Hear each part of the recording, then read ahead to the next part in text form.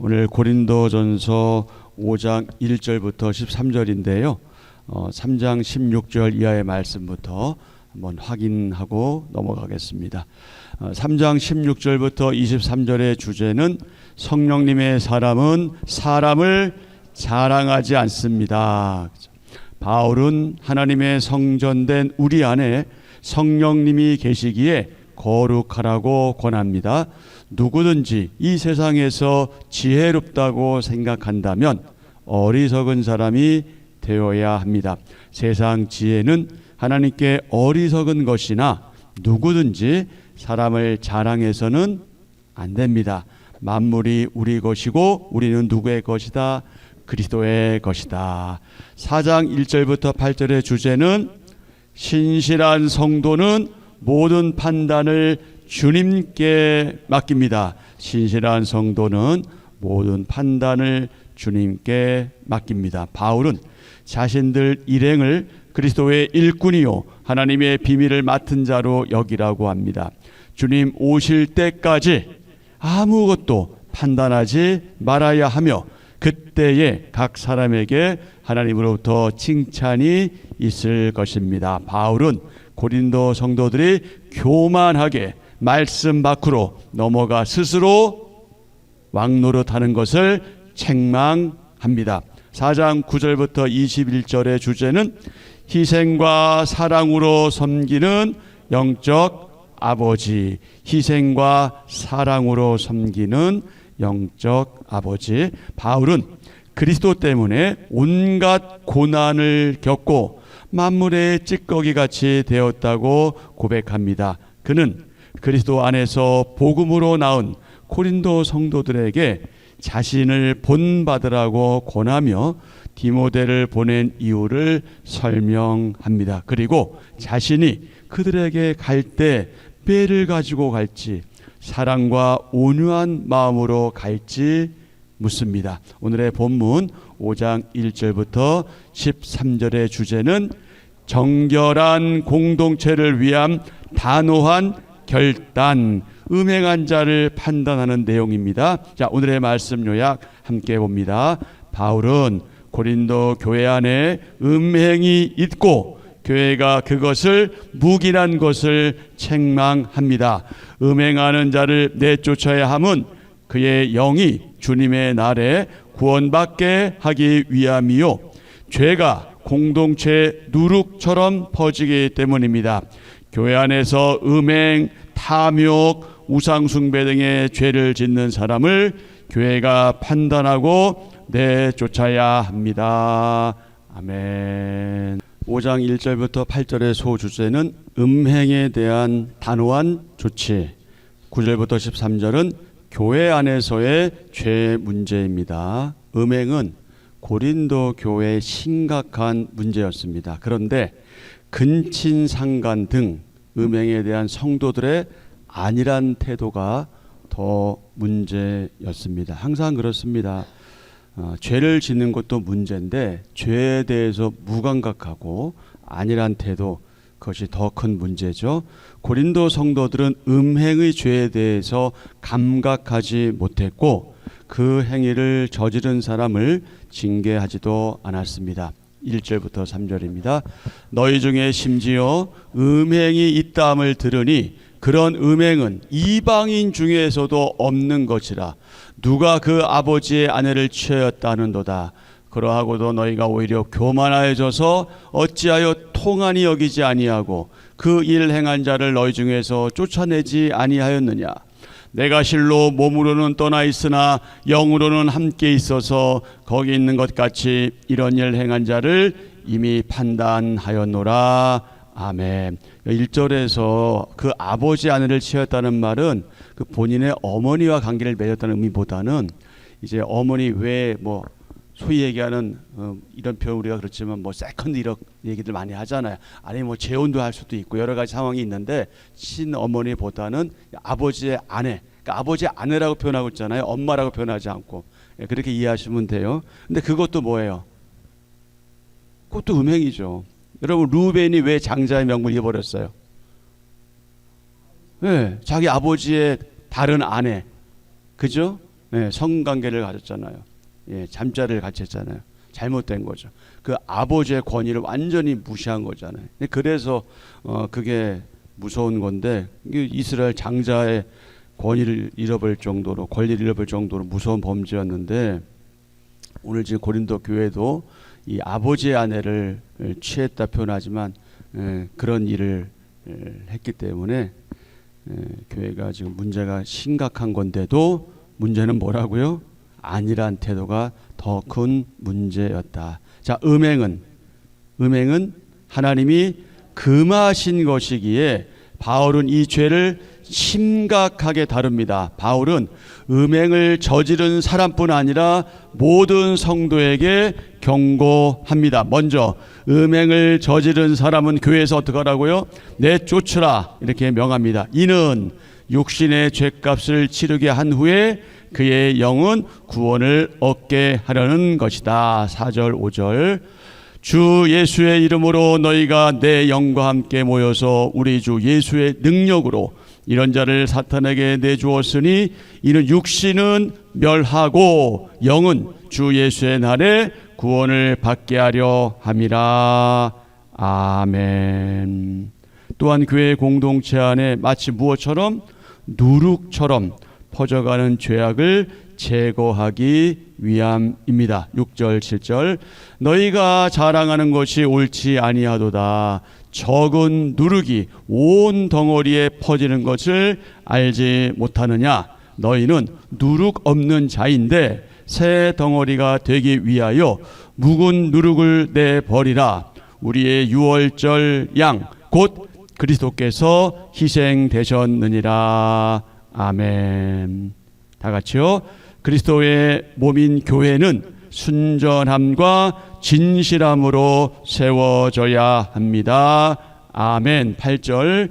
이러므로 우리가 명절을 지키되 묵은 누룩으로도 말고 악하고 악의에 찬 누룩으로도 말고 누룩이 없이 오직 순전함과 진실함의 떡으로 하자. 아멘.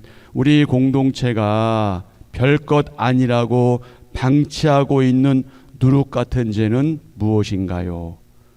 우리 공동체가 야 이거 별것 아니야 이렇게 방치하고 있는 누룩 같은 죄가 있다면 그것이 무엇일까요? 여러분, 우리가 죄하면 되게 큰 것만 생각하는데 여러분, 내 것이 아닌 것 가지고 하는 것도 죄예요. 그거 아셔야 됩니다. 우리는 아무렇지도 않게 그냥 별 생각 없이 할 수는 있지만 내 것이 아닌데, 내게 주어진 것이 아닌데 내 마음대로 가져가는 것, 그거 죄입니다. 여러분, 세상도 길거리에 있는 것조차 그거 집어가면 어떻게 돼요?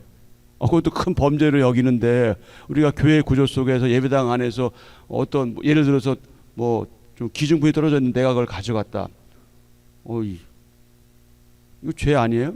죄죠. 기중품뿐만 아니라 모든 거 마찬가지입니다. 아주 사소한 것이라도 내 것이 아니면 그걸 취해서는 안 되는 거죠. 그런데 우리가 가끔 보면은 그런 일들이 있을 수도 있어요. 그러니까 어느 교회들 얘기를 들어보면은 그 사람들 쉬쉬해서 그렇지 뭐 절도 사건도 막 있고, 심지어 어떤 사람들은 뭐 헌금도 막 빼간다 그러더. 그런 얘기 많이 들어보셨죠. 뭐 이렇게 손을 넣었다가 이렇게 뺀다는 얘기도 있고 다양한 얘기들이 있는데, 뭐 그런 얘기를 떠나서라도 어쨌든 내 것이 아니면 그냥 있는 그대로 그 자리에 놔둬야 하는 거예요. 그게 정상적인 생각이죠.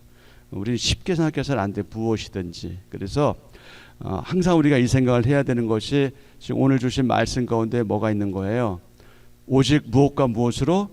순전함과 진실함. 이게 너무 중요한 거예요. 누가 보든, 하나님 앞에서 사람이 보든 안 보든 우리 내 스스로가 하나님 앞에 있다는 그 생각으로 그런 태도를 견지해야 합니다. 그것이 아름다운 삶이죠.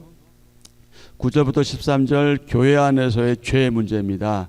음행에 대한 바울의 강한 권고를 오해하면 안 된다. 자, 9절과 10절입니다.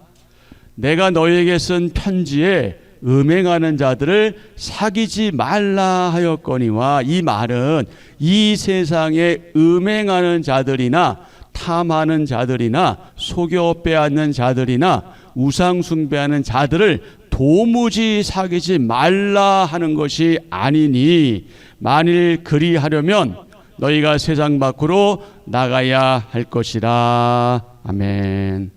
예. 음행하는 자들을 뿐만 아니라 죄 짓는 사람들, 이들에 대해서 이 죄악에 대해서 교회 밖 사람들에게 적용한다면 우리 세상 사람들하고 살아갈 수가 없어요. 그렇잖아요. 우리 어디 가서 살아야 될까요?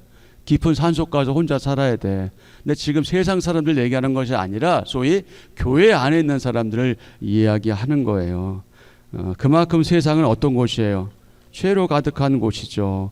교회 밖 사람들의 죄는 마지막 심판 때에 하나님께서 다루실 거예요. 그러니까 우리가 괜히 뭐 이 세상에 대해서 또 우리 주위에 있는 사람에 대해서, 동네 사람에 대해서, 아파트 이웃 주민에 대해서 이러니 저러니 얘기할 거 없어요. 하나님께 맡기면 되는 거예요. 문제는 교회 안에 있는 우리의 형제 자매들이죠. 자, 11절부터 13절.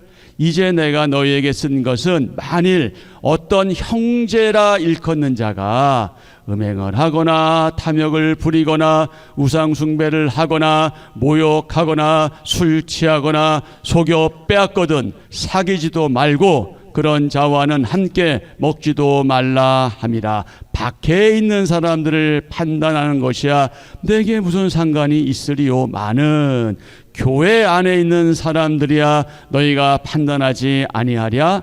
밖에 있는 사람들은 하나님이 심판하시려니와 이 악한 사람은 너희 중에서 내쫓으라.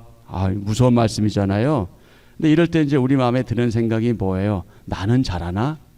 이런 생각이 들면은 못하는 거예요. 그러면 죄악은 영영 우리 구조 속에서 벗어날 수가 없어요. 쫓아낼 수가 없는 거예요. 나도 물론 못하지만 그럴 때 나는 깨닫고 경각심을 가지는 거죠. 그래서 우리가 이 징계를 할 때 내가 하고 싶다고 하는 게 아닌, 개인이 하는 것이 아니라, 그래서 교회는 질서가 필요하고 당회라는 조직이 있는 거거든요. 그러니까 그걸 통해서 이제 하는 거예요. 그래서 항상 우리가 서로 죄 짓지 않기를, 소극적으로는 죄 짓지 않고 범죄하지 않기를 위해서 기도해야 되고, 오늘 주신 이 말씀처럼 항상 순전함과 진실함을 유지해야 합니다. 그래야 그래도 우리가 깨끗하지 않은 사람들에 대해서 말할 수가 있지. 우리도 더러운데 어떻게 너 더럽다 얘기할 수 있겠어요. 그러니까 거룩함을 지켜나가는 게 교회에서는 너무나 중요한 그런 태도이고요.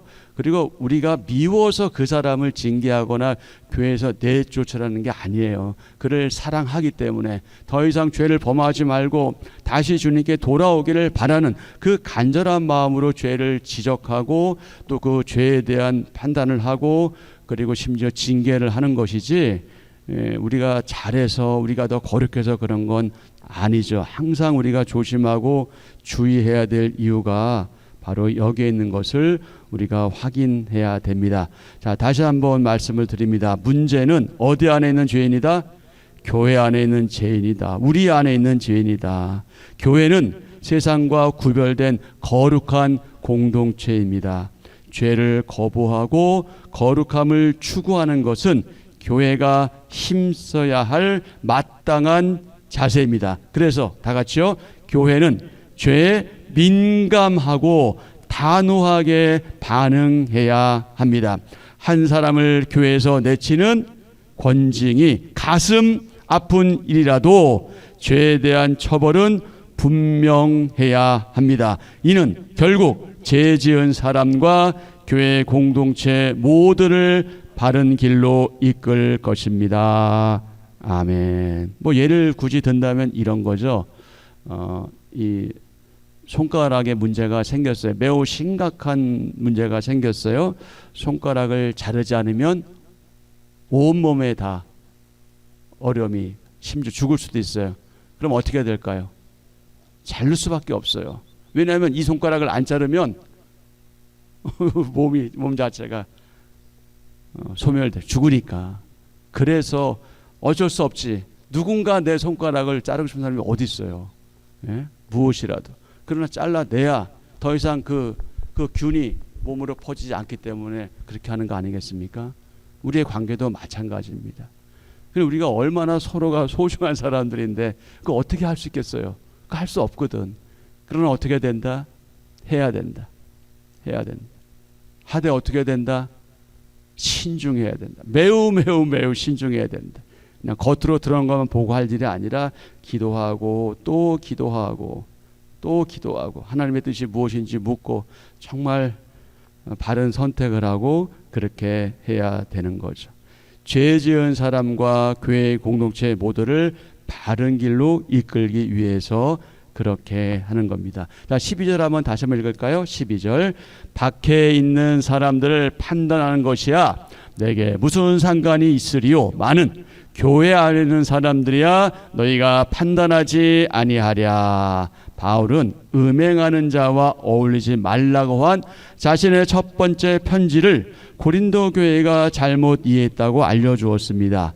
그것은 음행을 저지른 자들과 교제를 끊으라는 말이 아니라 교회 안에서 음행하는 자들을 금하고 이들로부터 교회를 지키라 하는 그런 의미였습니다.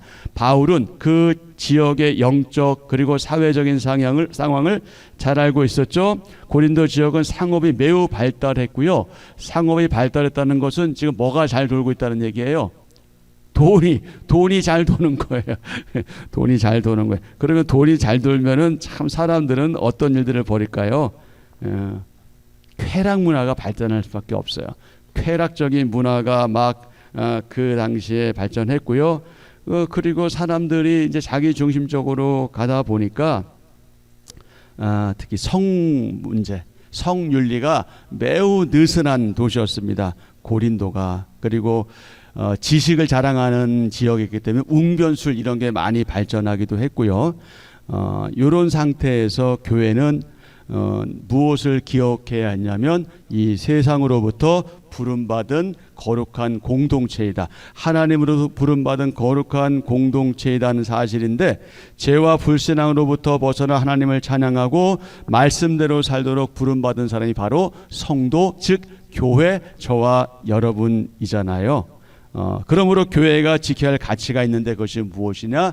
영적인 순결과 거룩함이다. 그것을 지켜나가야 되는데 그 당시에 고린도 교회가 그것을 잘 못 지킨 거죠. 왜냐하면 그 문화가 너무 강한 거예요.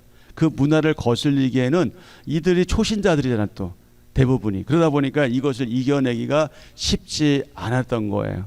그런 안타까움이 있었죠. 세속 문화가 교회를 오염시키지 않도록 우리는 서로 깨어있는 파수꾼이 되어야 합니다. 군대 용어로 말하면 보초가 되어야 됩니다. 그래서 적들이 침입하는 걸 빨리 파악해서 모두에게 알려주는 그런 파수꾼, 보초 역할을 해야 하지요. 자, 두 가지의 묵상 질문입니다. 첫 번째, 아까 첫 번째 했죠. 두 번째 질문, 교회 안에 행실이 좋지 않은 지체가 있다면 그에게 어떻게 권면해야 할까요? 이거 쉬운 일일까요? 쉽지 않은 일일까요? 쉽지 않은 일이죠. 이것이 음행 문제만 얘기하는 것이 아니에요. 모든 죄악이, 여러분 죄악이라고 할 때 아까도 말씀드렸지만 자꾸 큰 건 생각하지 마세요. 다른 사람을 함부로 여기는 것 죄입니다. 여러분 그거 기억하셔야 돼요. 제가 목사라고 해서 여러분들을 함부로 여긴다면 그거 죄예요.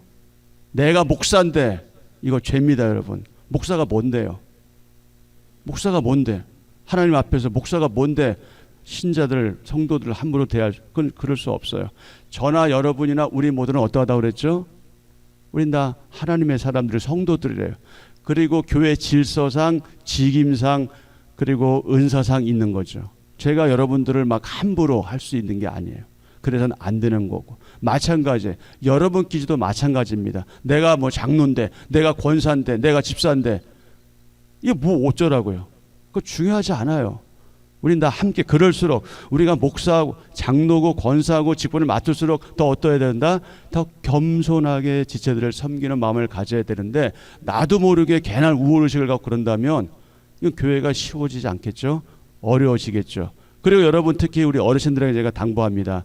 여러분 우리 어르신들, 제가 전에다 말씀드린 적이 있잖아요. 내가 나이 먹은 것 때문에 젊은 사람들에 대해서 사물하시면 안 돼요. 이거 굉장히 주의하셔야 돼요. 어른일수록 더 젊은이들에게 모범이 되셔야 하고 더 본받을 만한 있는 걸 보여주셔야 돼요. 그래야 더 존경받습니다. 단순히 내가 나이 때문에 젊은 사람들이 함부로 하는 것, 그거 안 될 일입니다. 그래서는 안 돼요, 교회에서. 그러나 그것보다 더 잘못된 게 뭐냐면 그렇게 하고 나서 당연한 것처럼 여기는 거예요. 그러나 우리는 모두가 다 그리스도인 성도이기 때문에 내가 그리고 나서 중요한 태도가 뭐냐면 내가 그때는 잘못했다 라고 얘기할 수 있는 거예요. 그 아름다워. 그럼 모든 게 다 덮어지는 거예요. 우리의 괜한 마음, 자만심, 교만, 이런 자존심, 우리 이런 거 다 버리지 않고서 교회 생활 사실 쉽지 않습니다, 여러분. 다 이거 내려놓으셔야 돼요. 다 버려. 왜냐하면 우린 다 뭐예요? 다 가족이잖아. 가족이니까 때때로 실수하고 잘못해도 용서하고 용서되는 거예요. 또 덮고 나가야 돼요. 그러나 그 이상의 문제로 갔을 때, 지금 음행이라든지 그 심한 문제가 됐을 때는 지금 바울이 우리에게 교훈 준 것처럼 이런 징계까지도 가고 권징까지도 가야 되지만 그 이하의 죄에 대해서는 우리가 서로 또 이해하고 또 받아주고 용서하고 이렇게 또 보듬고 그렇게 봉합해서 나아갈 수 있는 거니까 우리 모두 괜히 자꾸 요 꽁하는 마음이나 이런 거 가지지 말고 그냥 서로 그냥 그렇게 함께 가면 너무 아름다운 우리 교회의 가정이 될 수 있을 겁니다. 그래서 우리 한번 같이 하실까요? 거룩함을 지키자. 거룩함을 지키자. 거룩함을 지켜야 합니다. 예수님께서 교회를 어떻게 하시고? 사랑하시고, 그리고 교회를 위해서 그분 자신을 주신 것, 그것은 우리를 거룩하고 흠이 없는 자로 세우시기 위함입니다. 여러분, 우리는 바로 이 뜻을 따라 살아가는 하나님의 사람들이고 성도입니다. 교회는 세상 가운데서 거룩함을 드러내야 합니다. 교회 안에 악행을 지속하는 자가 있을 때는 심지어 무엇을 통해서라도, 출교를 통해서라도, 그 아프지만 너무 힘들지만 출교를 통해서라도 회개의 기회를 갖게 하고 교회는 거룩함을 심써 지켜 나가야 합니다. 자, 세 가지 교훈입니다. 첫 번째, 교회는 지체의 잘못을 바로 잡아 주어야 합니다. 다만 어떻게? 부드럽고 온유하게 사랑하는 마음으로 교회는 지체의 잘못을 바로 잡아 주어야 합니다. 두 번째, 교회는 그 십자가의 능력으로 거룩함을 지켜야 합니다. 교회는 지체의 잘못을 바로 잡아 주어야 하고요, 그 십자가의 능력으로 거룩함을 지켜야 합니다. 세 번째, 교회는 세상에 사랑으로 거룩함을 나타내야 합니다. 무엇으로? 사랑으로. 교회는 세상에 사랑으로 거룩함을 나타내어야 합니다. 교회는 지체의 잘못을 바로 잡아줘야 하고요, 그 십자가의 능력으로 거룩함을 지켜야 하고 세상의 사랑으로 거룩함을 나타내야 합니다. 아멘. 교회의 거룩함이 하나님의 영광을 드러냅니다. 악행으로 말미암아 그 영광을 가리지 않도록 교회를 잘 살피고 모두가 구원에 이른 자답게, 성도답게 그렇게 살아가도록 힘써야 합니다. 자, 한절 묵상 옆에 마이어란 분이 이런 얘기를 했어요. 보편적 도덕 기준이 땅에 떨어질 때에 교회는 폐역과 죄악을 묵인하지 말고 단호히 끊어내야 한다. 보편적 도덕 기준이 땅에 떨어진 때에 교회는 폐역과 죄악을 묵인하지 말고 단호히 끊어내야 한다. 한절 묵상입니다. 누룩에는 두 가지 특징이 있습니다. 첫째는 적은 양으로 전체를 부풀게 하는 확장성입니다. 둘째는 소리 없이 전체를 부풀리는 은밀성입니다. 죄는 누룩과 상당한 유사점이 있습니다. 작은 죄라도 방치하면 그것이 공동체 전체를 병들게 하고 보이지 않는 곳에서 거룩함을 무너뜨립니다. 죄를 간과하면 걷잡을 수 없게 됩니다. 특히 음행과 같은 죄는 교회의 정체성을 파괴합니다. 성도는 교회 안에서 악이 틈탈 기회를 차단하고 경건에 이르도록 힘써야 합니다. 아멘. 오늘의 기도 함께합니다. 주님, 쾌락과 음란을 아무렇지도 않게 즐기는 죄악이 제 삶과 교회 안에 누룩처럼 번지고 있지 않은지 돌아봅니다. 그 십자가를 통해 저를 완전히 새로운 존재로 빚으신 주님의 은혜를 날마다 되새기게 하소서. 작은 죄라도 민감히 여겨 거부하며 주님 앞에 순전한 성도로 서게 하소서. 예수님의 이름으로 기도합니다. 아멘.